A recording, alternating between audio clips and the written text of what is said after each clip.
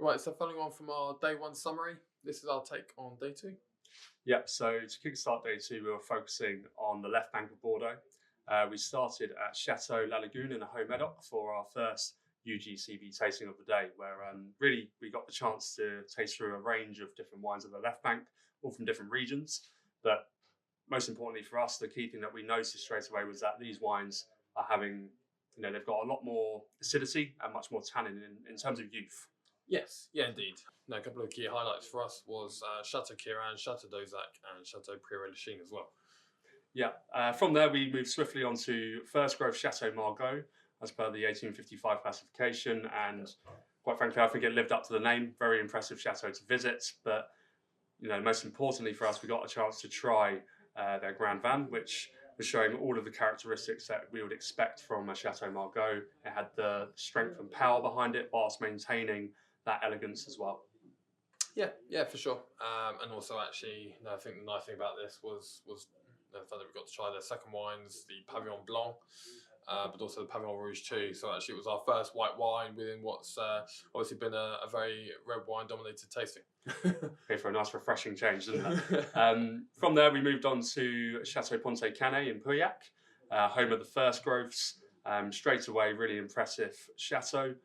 For you, I think it reminded you of a Wild West scene. Indeed, yes. It was walking like walking into Hollywood, really. With all the horse stables. I mean, obviously they use them with their biodynamic viticultural practices that they use. But as for the wine itself, it had full concentration on the tannin, very fruitful, but also that structure to age well. Absolutely, and I suppose with that too, their brand new investment in the barrel room, they've got brand new sort of egg-shaped oak barrels, which straight away as soon as you walked in, you could smell those.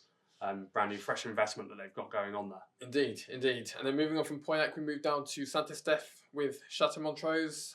It's fair to say, for me, it's certainly a wine to watch during this EP campaign. It's been very highly rated and for all the right reasons as well. The wine itself showed very well on the day, full concentration on the fruit, but also with that longevity.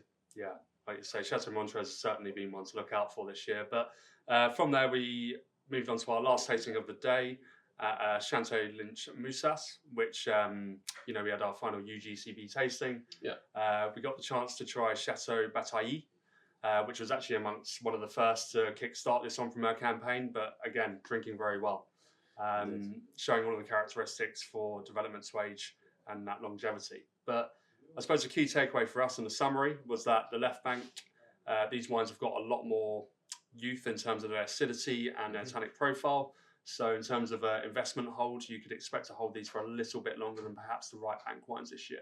Yeah. I think overall, it gives a nice contrast between left bank and right bank, especially in terms of the investment hold as well. So you've got that diversification, but also very complementary styles between both banks.